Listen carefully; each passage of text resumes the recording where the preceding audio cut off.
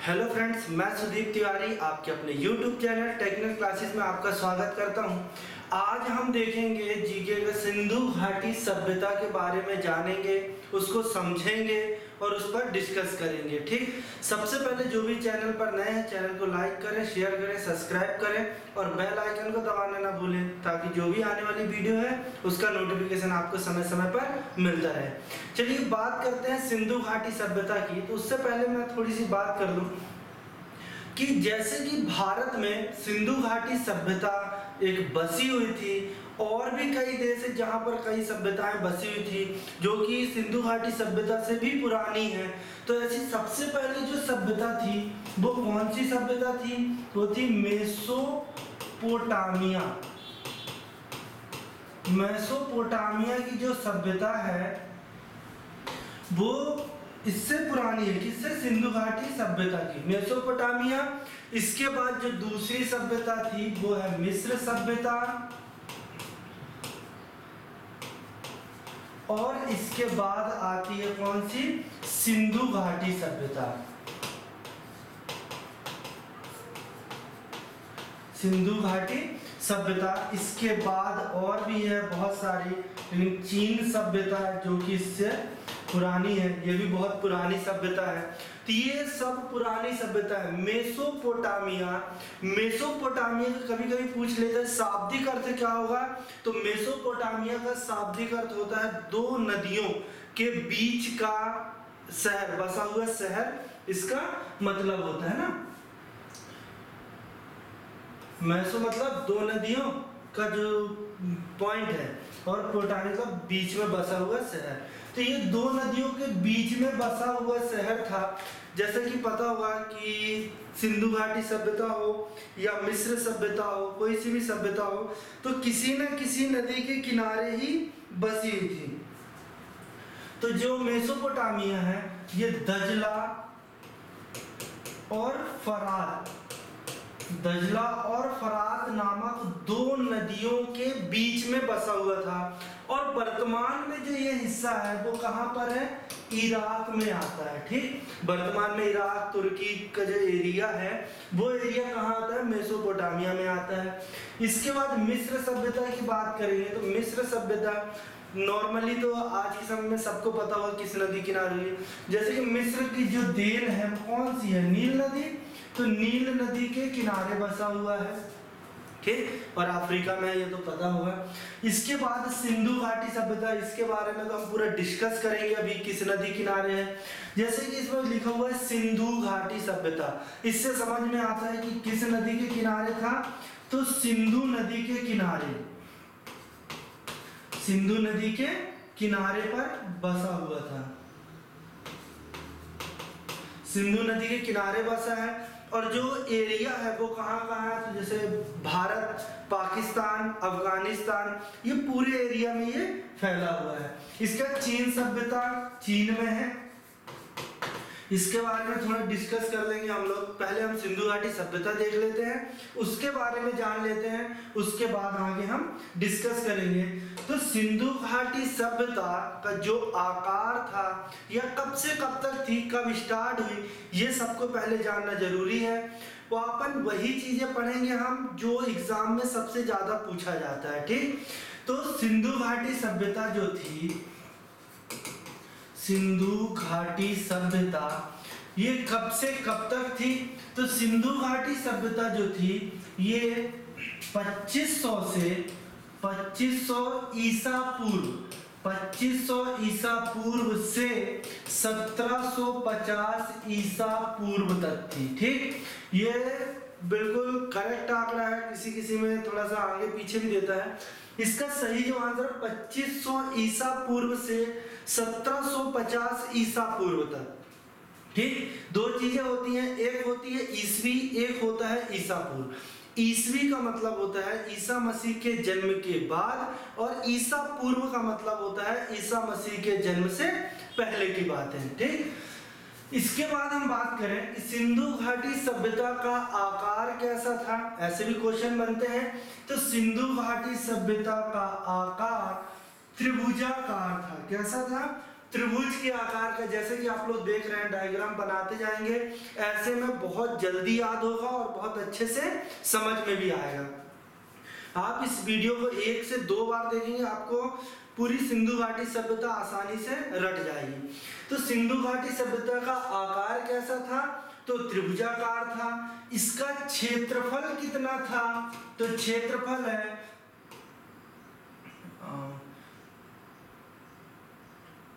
12,99,600 वर्ग किलोमीटर। ठीक, जिसका क्षेत्रफल कितना? 12,99,600 वर्ग किलोमीटर। इतने बड़े एरिया में फैला हुआ था। ऐसा मानना है वैज्ञानिकों का कि इतने बड़े एरिया में बाढ़ आई या भूकंप आया या कोई ऐसी आपदा हुई जिसके कारण कि सिंधु घाटी सभ्यता खत्म हो गई। लेकिन अपना मानना यह है कि जो हम सोचते हैं, मैं अपनी एक ओपिनियन बता रहा हूँ कि मुझे लगता है कि हो सकता है सिंधु घाटी सभ्यता में बाढ़ आई हो या भूकंप आया हो, लेकिन इसका मतलब ये नहीं कि पूरी सिंधु घाटी सभ्यता खत्म हो जाएगी, है ना। कुछ एरिया तो बचा होगा। हो सकता है वही लोग कुछ सुधार करके रहने लगे हों जिन्हें आर्यों का नाम दिया गया। वो हम वैदिक सभ्यता में और पढ़ेंगे तो और अच्छे से पता चलेगा। चलिए, तो बात करें इसमें कुछ क्षेत्रों की। तो जैसे कि इसमें जो इम्पोर्टेंट क्षेत्र है क्या है? हड़प्पा, मोहनजोदड़ो, राखीगढ़ी, धौलावीरा और मोहनजोदड़ो। तो ये सब इसके प्रमुख स्थान थे। उसमें से जो बहुत इंपॉर्टेंट है उसको हम देख लेते हैं। तो कुछ इस तरीके से मैंने इसको बांट लिया। अब आप देखेंगे इसमें, थोड़ा बड़ा कर देते हैं, ये इसमें सबसे बड़ा एरिया आपको कौन सा दिख रहा है? तो ये तो सिंधु घाटी सभ्यता का खोजा गया सबसे बड़ा स्थल कौन सा है? तो मोहनजोदड़ो। मोहनजोदड़ो जो है सिंधु घाटी सभ्यता का खोजा गया सबसे बड़ा स्थल है। मोहनजोदड़ो खोजा गया सबसे बड़ा स्थल है। अब इसकी खोज किसने की, कब हुई, किस नदी के किनारे हुई, कहां पर हुई, ये भी जरूरी है। तो इसकी खोज रखाल दास बनर्जी ने, रखाल दास बनर्जी ने कब की? 1922 में रावी नदी, सिंधु नदी के किनारे। ठीक, किस नदी के किनारे की? तो सिंधु नदी के, सिंधु के किनारे, सिंधु नदी के किनारे हुई। किसने की खोज? रखाल दास बनर्जी ने। मोहनजोदड़ो की खोज रखाल दास बनर्जी ने 1922 में सिंधु नदी के किनारे की। और ये अभी वर्तमान में कहाँ है? तो ये पाकिस्तान में है, पाकिस्तान के लरखन जिले में स्थित है। और इस पर कुछ अवशेष मिले हैं, वो भी जानना जरूरी है। तो जो अवशेष मिले हैं वो अवशेष कौन कौन से मिले हैं? तो अवशेष की बात करें तो अवशेष में सबसे पहले हमें यहाँ से मिला है स्वास्तिक का चिन्ह। स्वास्तिक का चिन्ह सब देखे होंगे, इसकी पूजा होती है हिंदू धर्म में, है ना। तो स्वास्तिक का चिन्ह कहाँ से मिला है? मोहनजोदड़ो से मिला है। इसके बाद बृहद अन्नागार। बृहद अन्नागार मतलब पहले अन्न जो होता था उसके भंडार के लिए एक बहुत बड़ा कमरा टाइप का बना दिया गया, तो उसको क्या नाम दिया गया? अन्नागार। तो पूछा जाएगा सिंधु घाटी सभ्यता में बृहद अन्नागार या सबसे बड़ा अन्नागार कहाँ से मिला है? तो मोहनजोदड़ो से मिला है। इसी को क्या बोलेंगे? इसको बोला जाता है इमारत।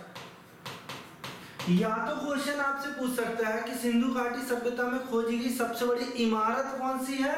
तो क्या हो जाएगी? अन्नागार। इसके बाद यहीं पर बात करें तो बृहद स्नानागार। बृहद स्नानागार भी यहीं पे मिला है। और इसको क्या कहा जाता है? स्मारक।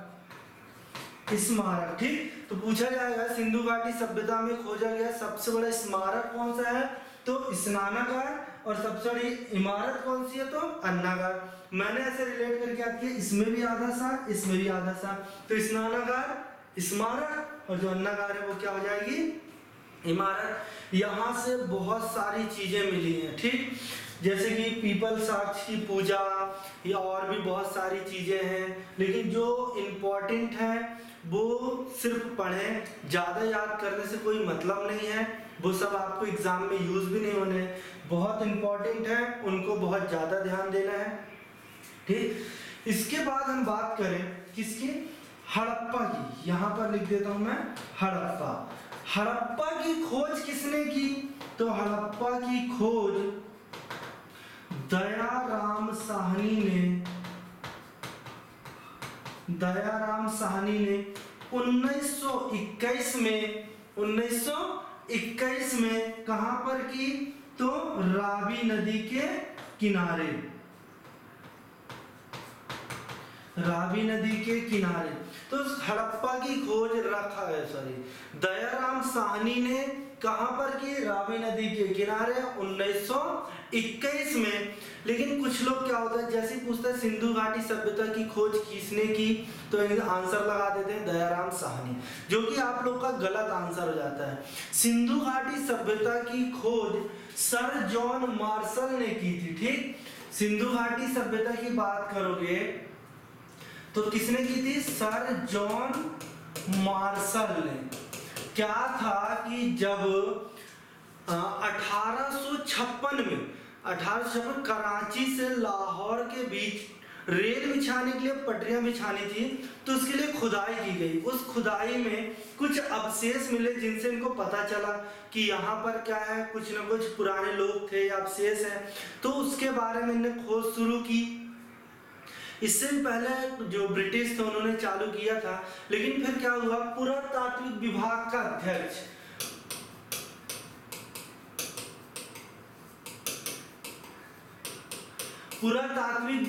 अध्यक्ष किसको बना दिया गया, सर जॉन मार्शल को बना दिया गया, और उन्हीं ने खोज शुरू करवाई। तो यदि क्वेश्चन पूछता है सिंधु घाटी सभ्यता की खोज किसने की, तो सर जॉन मार्शल ने, और यदि बोलता है हड़प्पा की खोज किसने की, तो दयाराम साहनी ने।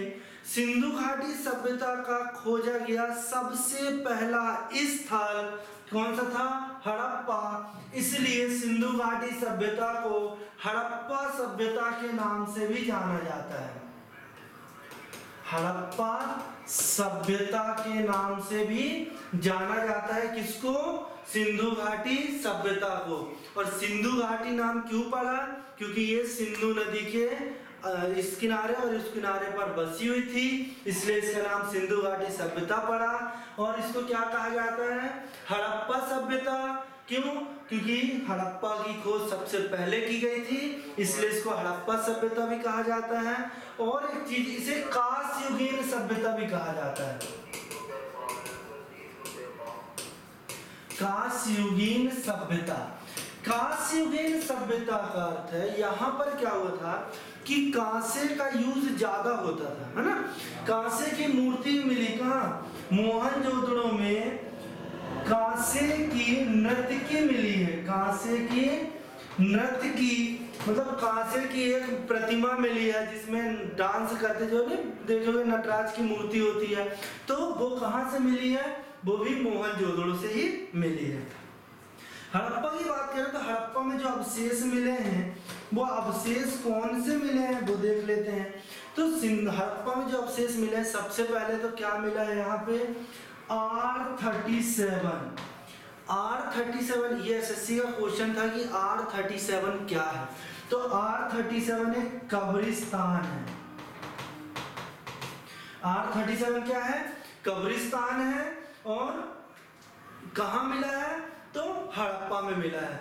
एक चीज बता दूं, हड़प्पा के लोगों को मरने के बाद गड़ाया जाता था, जबकि मोहनजोदड़ो में लोगों को जलाया जाता था। याद कैसे रहेगा, जैसे कि हड़प्पा मतलब हड़प लेना मतलब जैसे बॉडी हमारी, उसमें हड़प ली मतलब गड़ा दिया गया, और मोहनजोदड़ो में जला दिया गया था। अच्छा, एक क्वेश्चन और सबसे ज्यादा पूछता है कि मोहनजोदड़ो का शाब्दिक अर्थ क्या है, तो इसको बोलते हैं मृतकों का टीला। मृतकों का टीला। मैं बता रहा हूँ पूरी वीडियो में इसी तरीके से हम एक एक पॉइंट को समझते जाएंगे। आप लोग चाहे तो अपनी कॉपी में भी नोट कर लें, लेकिन पहले वीडियो को अच्छे से देख लें, उसके बाद आप कॉपी में पहले नोट करते जाएं। फिर जो चीज़ छूटेगी आप वीडियो में देख सकते हैं, या तो आपके पास यदि कोई बुक है, लूसेंट है, कोई भी चीज़ है, अगर उससे पढ़ रहे हैं तो एक बार वीडियो को देखें फिर उससे लिखेंगे, आपको 70% से ज़्यादा चीज़ें अभी याद हो जाएंगी। ठीक, तो मोहनजोदड़ो कहा जाता है मृतकों का टीला। खोज किसने की? रखालदास बनर्जी ने 1922 में सिंधु नदी के किनारे। कहाँ पर स्थित है? तो पाकिस्तान में। अवशेष स्वास्तिक का चिन्ह, बृहद अन्नागार, बृहद स्नानागार, कांसे की नृत्य की, ये सब कहाँ से मिली है? मोहनजोदड़ो से मिली है। हड़प्पा की बात करें तो खोज दयाराम साहनी ने 1921 में रावी नदी के किनारे, और अवशेष क्या मिला? R37 कब्रिस्तान मिला है। इसका यहाँ पर धान के भी अवशेष मिले हैं। ठीक, तो वो इम्पोर्टेंट नहीं है। इसके बाद हम बात करें किसकी? लोथल की।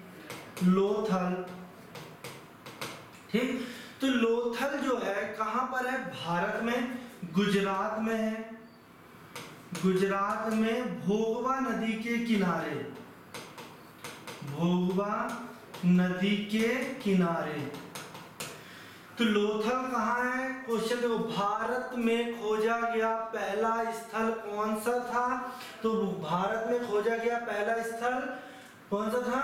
लोथल, जो कि कहाँ है? गुजरात में, भोगवा नदी के किनारे। और यहाँ पर जो अवशेष मिला है, अवशेष कहा जाए या कहा जाए कैसी जगह थी, तो ये जो था ये नदीय बंदरगाह था। नदीय बंदरगाह। सिंधु घाटी सभ्यता में 2 बंदरगाह मिले हैं। कौन कौन सा? एक सुतकोद था और एक लोथल। लेकिन लोथल जो था वो नदीय बंदरगाह था, इसलिए ये इंपॉर्टेंट है। और भारत का खोजा गया पहला स्थल था, इसलिए भी इंपॉर्टेंट है। तो भारत में खोजा गया पहला स्थल कौन सा है? लोथल। किस नदी किनारे? भोगवा नदी के किनारे। और यदि पूछेगा सिंधु घाटी सभ्यता का खोजा गया पहला स्थल कौन सा है? तो हड़प्पा है। ठीक, इसके बाद हम बात करें तो रोपड़ की बात कर लेते हैं। चलिए, रोपड़। रोपड़ भी इंपॉर्टेंट है। रोपड़ क्यों? रोपड़ जैसे कि पता आपको हरियाणा में है। ठीक, रोपड़ जो है हरियाणा में पड़ता है। ठीक, और यहाँ पर इंपॉर्टेंट है अवशेष। अवशेष यहाँ क्या मिला है? तो यहाँ पर तांबे की कुल्हाड़ी मिली है। क्या मिली है? तांबे की कुल्हाड़ी, जो कि सिंधु घाटी सभ्यता का या खोजा गया पहला औजार था। पहला औजार क्या था? तांबे की कुल्हाड़ी। सबसे ज्यादा वेरी IMP अगर कोई क्वेश्चन है इसमें है कि सिंधु घाटी सभ्यता के लोग किससे परिचित नहीं थे? किससे परिचित नहीं थे? तो किससे परिचित नहीं थे? ये लोहे से परिचित नहीं थे। ठीक, बहुत इंपॉर्टेंट क्वेश्चन है, बहुत बार पूछता है। दूसरा, सबसे ज्यादा क्वेश्चन पूछता है कि सिंधु घाटी सभ्यता में खोजा गया पहला औजार कौन सा है? तो पहला औजार क्या हो जाएगा? तांबे की कुल्हाड़ी, जो कि कहां से मिली है? रोपड़ से मिली है। इसके बाद बात करें हम कालीबंगन। कालीबंगन, तो कालीबंगन का शाब्दिक अर्थ पूछ लेता है। तो कालीबंगन का शाब्दिक अर्थ होता है काले रंग की चूड़ियां। ठीक, काले रंग की चूड़ियां, ये हो गया। इसके बाद एक जो वेरी IMP है वो है चहुंदड़ो। ठीक, क्या है? चहुंदड़ो।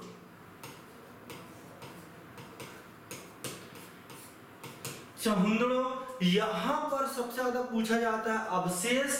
तो यहाँ के जो अवशेष हैं वो कौन से हैं? तो मैं बता दूं, यहाँ का जो अवशेष है सीधा सीधा आप याद कर लें, सारी महिला सौंदर्य का सामान।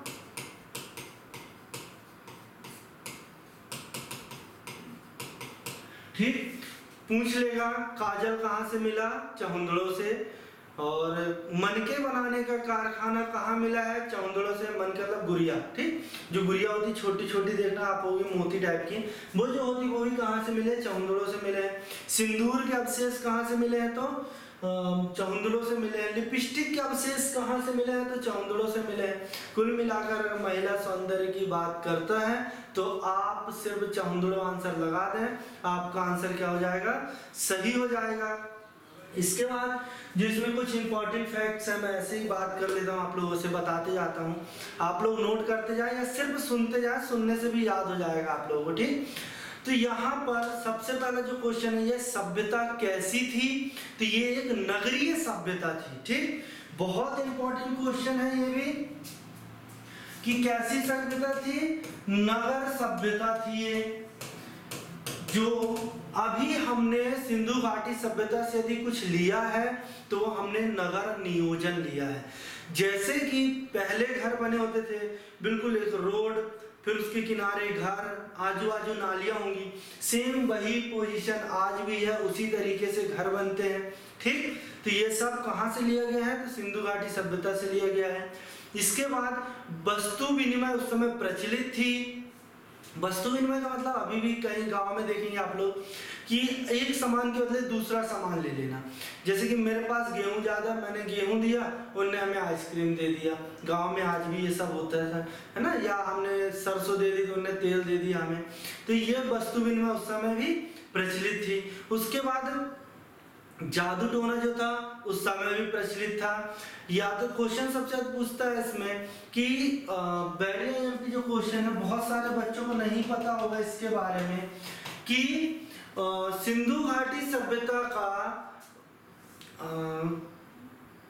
बोलना चाहिए सबसे लोकप्रिय पक्षी कौन सा था, है ना। पक्षी की बात करेंगे तो पक्षी कौन सा था, फक्ता। फक्ता था। फक्ता को क्या बोलते थे, कबूतर। उस समय कबूतर पाला जाता था जिसको लोग फक्ता कहते थे। और इसी में बैरिया एमपी जो है कि सिंधु घाटी सभ्यता में सिंधु घाटी सभ्यता का पहला पालतू पशु कौन सा था, पालतू पशु। तो पालतू पशु कौन सा था, कुत्ता, ठीक। तो या तो सिंधु घाटी सभ्यता में मनुष्य का पालतू पशु सबसे पहला अगर था तो कुत्ता था। कुत्ते को सबसे पहले मनुष्य ने पालना सीखा था, ठीक। इसके बाद और भी अगर कोई क्वेश्चन है, आपको डाउट्स लगते हैं तो आप लोग कमेंट्स बॉक्स में पूछ सकते हैं। वैसे मैंने कोशिश किया हूँ कि इसमें जो बैरी आईएमपी है उन सब चीजों को इसमें लाके एक सिर्फ इतने से एरिया में हमने कवर कर लिया है, ठीक। और यदि आपको लगता है कि सर कुछ समझ में नहीं आया, कोई क्वेश्चन है आपके दिमाग में, तो आप लोग कमेंट्स बॉक्स में बताएं, मैं आपको रिप्लाई करूंगा। ये नेक्स्ट वीडियो बनाई जाएगी, उसमें आपके सारे डाउट्स को क्लियर कर दिया जाएगा। Okay, bye.